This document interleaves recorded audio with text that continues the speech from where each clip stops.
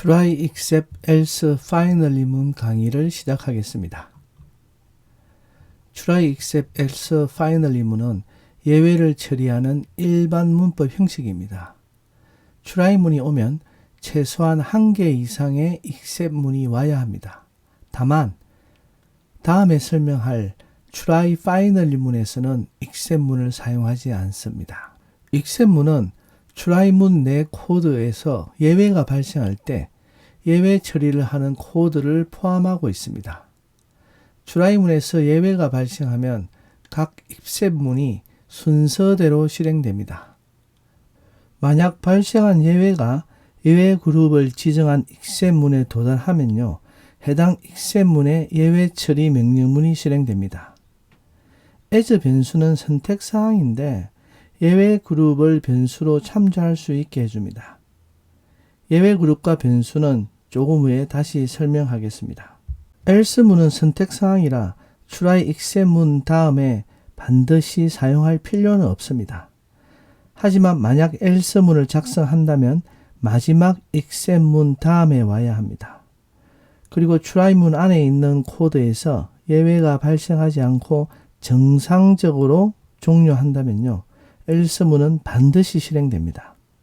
하지만 try문의 코드에서 예외가 발생한다면 else문은 실행되지 않습니다. finally문도 이제 선택사항이라서 try except문 다음에 반드시 사용할 필요는 없습니다. 하지만 이제 만약에 finally문을 작성한다면요, 예외 처리 블록의 맨 마지막에 와야 합니다.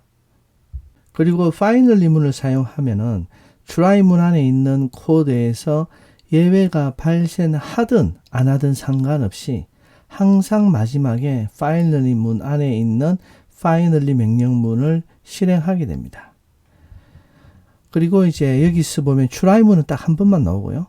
그리고 except문은 여러 개 올 수 있습니다. 그 else문도 딱 한 개만 오는데 except문 다음에 와야 되고요. finally문도 하나만 오는데 맨 마지막에 와야 된다는 거 꼭 기억하면 좋을 것 같습니다. 예외 처리문은 세 가지 이제 상황에 따라서 예외 처리 블록의 실행 순서가 달라지는데요. 첫 번째 경우는요, 예외 없이 정상적으로 종료하는 경우입니다. 즉 예외가 발생하지 않고 코드가 정상적으로 작동할 경우에는 여기 화면에 있는 화살표처럼요, try문이 이제 실행이 되고요, 여기서 전혀 오류가 발생하지 않았습니다. 그래서 except문은 전혀 이제 실행이 되지 않고요, 바로 else문으로 갑니다. 그 else문에 있는 명령문을 처리한 후에는 최종적으로 finally 명령문, 이것을 이제 실행하고 코드가 종료하게 됩니다. 따라서 순서는 예외가 없을 경우에는 try 명령문, else 명령문, 마지막으로 finally 명령문 순으로 코드가 실행이 됩니다. 두 번째는 이제 예외가 발생하고 예외를 처리하는 경우입니다. 이 경우는 이제 try 명령문 안에 이제 내용이 실행이 되다가 여기서 오류가 나겠죠?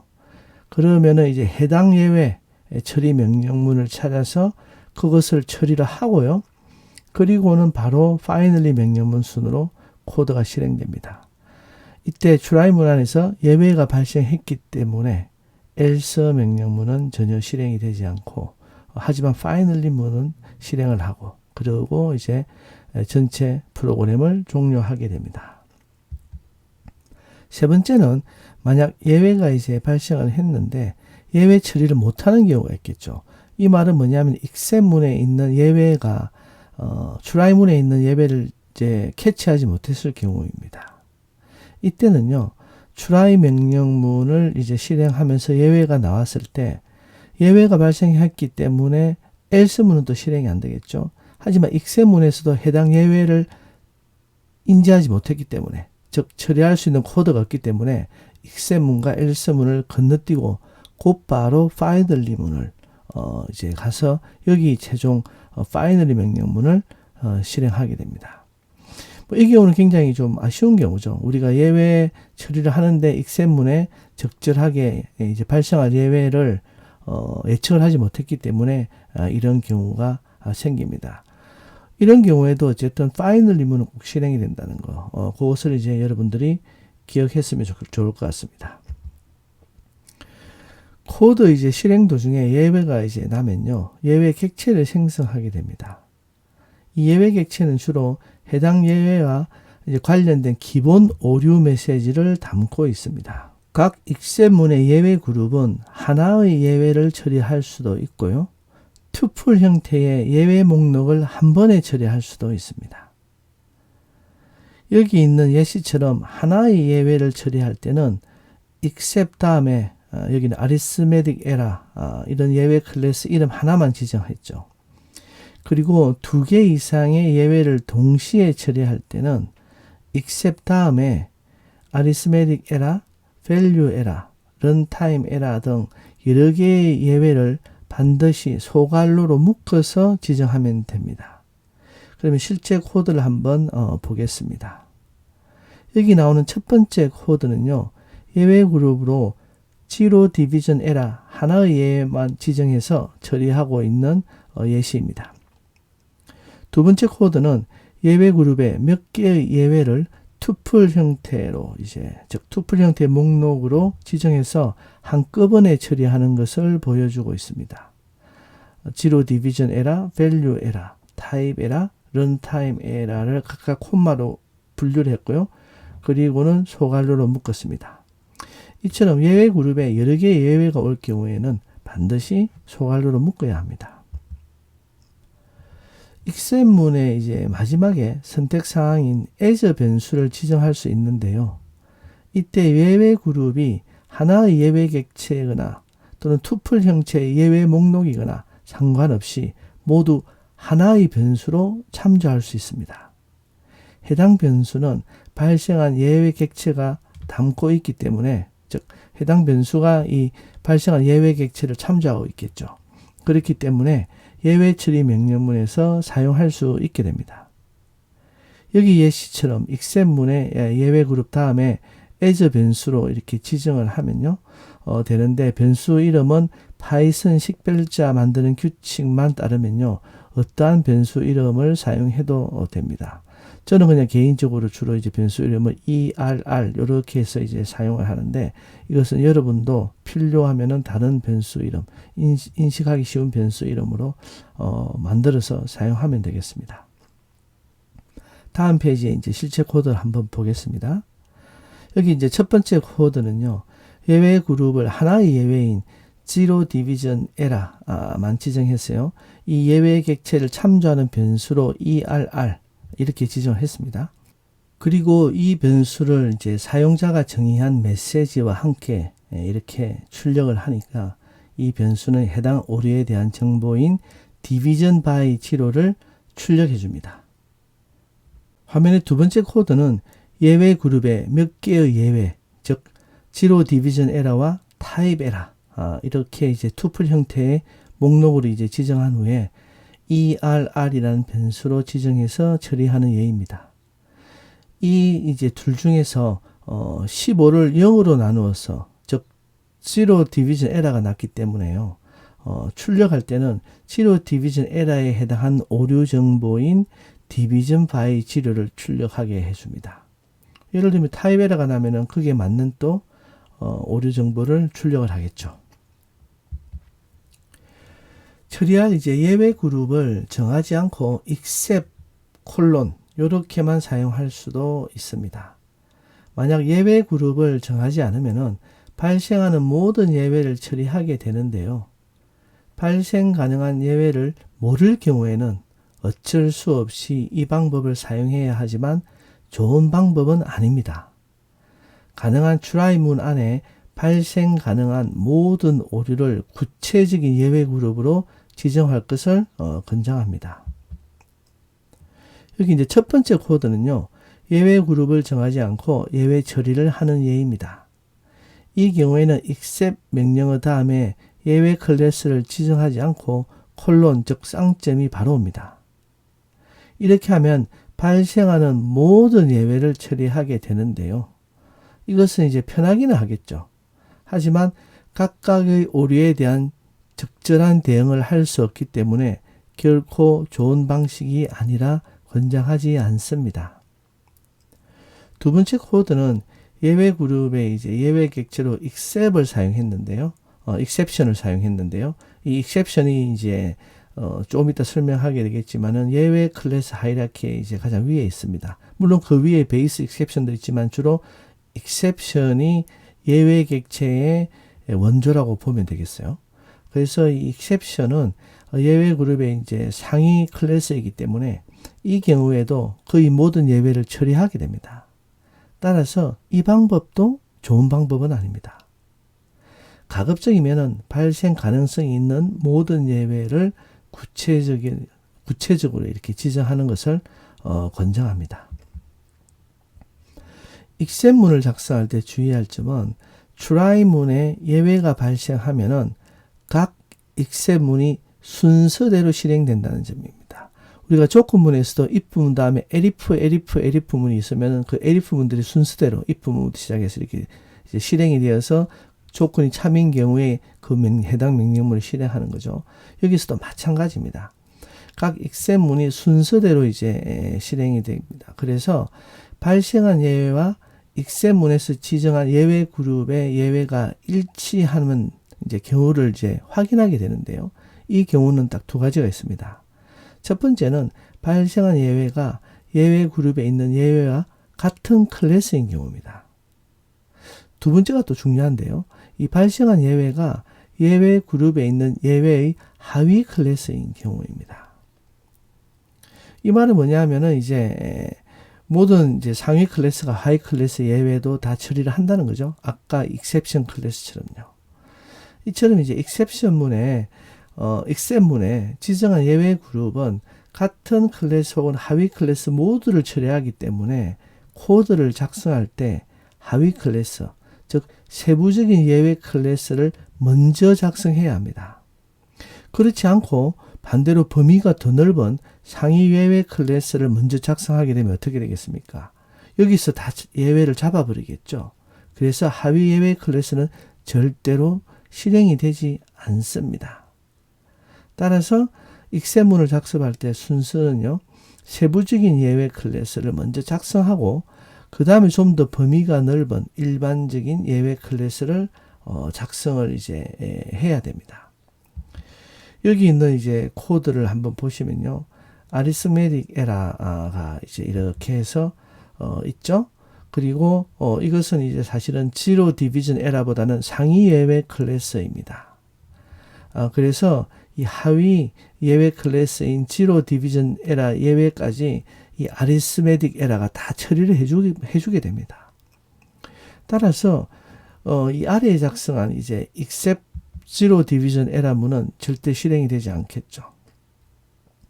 여기 코드는 try문에서 15를 이제 0으로 나누었기 때문에 어떻게 됩니까? zero division error가 발생합니다. 그런데 이 코드를 실행하면요, 그 결과를 보시면요, 이렇게 산술 예외가 발생했습니다 라는 메시지를 내죠. 이 메시지는 어디서 나옵니까? arithmetic error에서 나오죠. 그리고는 이제 그 에러의 실제 값, 즉 division by zero가 이제 에러 변수에 들어가 있는데요.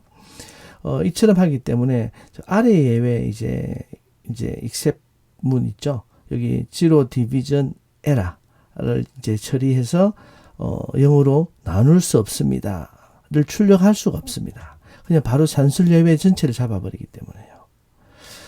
그래서 이 상위 클래스인 이제 arithmetic error 캐치문에서 예외를 다 처리하기 때문에 산술 예외가 발생했습니다. division by error를 여기서 이제 출력을 하게 되는 겁니다. 하지만 여기 코드처럼 excep문의 순서를 바꾸면요, zero division error가 이제 예외가 발생할 경우에는 except zero division error 문이 실행이 되어서 0으로 나눌 수 없습니다. division by zero. 이것을 이제 출력을 이제 하게 되는 것을 우리가 알 수가 있습니다. 만약에 이때 이제 zero division error가 나지 않는다면요, 그 이외의 이제 arithmetic error의 하위 클래스인 overflow error라든지 floating point error 예외는 바로 마지막에 있는 except arithmetic error 그 문에서 처리를 하게 됩니다. 그래서 산술 예외가 발생했습니다 하고 적절한 메시지를 이제 보여주게 되겠죠. 파이썬이 이제 다루는 모든 예외 클래스는요, 파이썬 문서를 확인하면 됩니다. 여기 화면의 중간 우측에 나와 있는 URL로 들어가면은 파이썬이 다루는 모든 예외 클래스를 확인할 수가 있습니다. 파이썬은 객체 지향형 언어이기 때문에 예외 또한 객체로 취급하게 됩니다. 클래스와 객체에 대한 개념을 아직 학습하지는 않았지만 이 개념들을 이제 상세하게 이제 몰라도 예외 처리를 다룰 수는 있습니다. 따라서 우선 여기서는요, 예외 처리를 먼저 학습하고 클래스와 객체는 나중에 다루기로 하겠습니다. 여기 그림은요, 파이썬 예외 클래스의 일부 계층 구조를 보여주고 있습니다. 앞서 예시로 사용한 예외 클래스인 이제 Zero Division Error, 이 클래스의 이제는 이제 이것은 Arithmetic Error의 하위 클래스죠. 그리고 Arithmetic Error는 Exception 클래스의 하위 클래스입니다. Exception은 비록 베이스 Exception 클래스의 하위 클래스이긴 하지만은 모든 예외 클래스는 이 Exception 클래스의 하위 클래스로 보면 되겠습니다. 다음 페이지에서 다룰 이제 예시 코드는요, lookup 에러와 이 lookup 에러의 하위 클래스인 key 에러를 사용하는 코드를 보여드릴 건데요. 이들의 계층 구조를 보면요, lookup 에러 이제 하위 클래스로 index 에러와 key 에러가 있습니다. index 에러는 문자열, 리스트, 투플에서 오류가 날 때 사용하는 예외 클래스입니다. 특히 인덱스를 다룰 때 나는 오류를 처리하는 예외 클래스고요.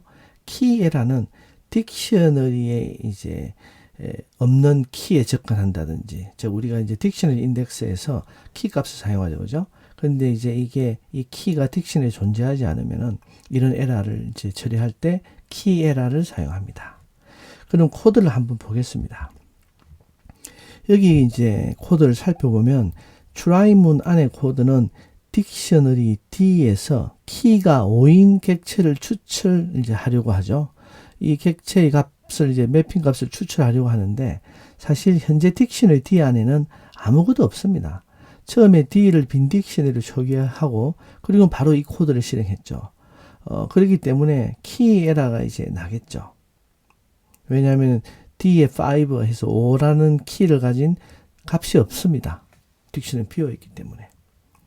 그러면 이제 키 에러가 나야 되는데 여기 상위 클래스인 lookup 에러가 먼저 와서 받아서 처리를 하게 되죠. 이 lookup 에러는 뭡니까? 하위 클래스로 키 에러뿐만 아니라 인덱스 에러를 다 처리하게 됩니다. 이렇게 이제 처리를 하기 때문에 여기 이제 출력된 코드를 보면은 lookup 에러 예외가 발생했습니다. 이렇게 나와요. 이게 사실은 lookup 에러 중에서도 키 에러죠. 그런데 이제 아래에 있는 키 에러, 딕셔너리 키 값을 찾을 수 없습니다는 절대 실행이 되지 않겠죠. 따라서 예외 처리문을 작성할 때는 우리 앞에서도 예를 보여드렸는데요. 반드시 예외 처리 클래스 중에서 상위 클래스를 하위 클래스보다 위에 두면 안 됩니다. 항상 하위 예외 클래스가 상위 예외 클래스보다도 먼저 와야 됩니다. 즉 위에 와야 되는 거. 이 점을 꼭 명심을 하면은 예외 처리 이제 코드를 작성할 때 많은 도움이 될 것 같습니다. 그리고 이상하게 들릴 수 있겠지만요. 어떤 상황에서는 오류 발생 시 예외를 처리하지 않고 그냥 통과시켜야 하는 경우도 있습니다. 이런 경우에는 excep문에 예외를 처리하는 코드를 넣지 않고 그냥 패스 명령문을 추가하면요. 되는데 이것은 이제 여기 화면처럼 실행한 예외 처리 명령문에서 패스를 넣으면요. 아무것도 실행하지 않고 그냥 넘어가게 됩니다. try except else finally문 강의를 마치겠습니다. 감사합니다.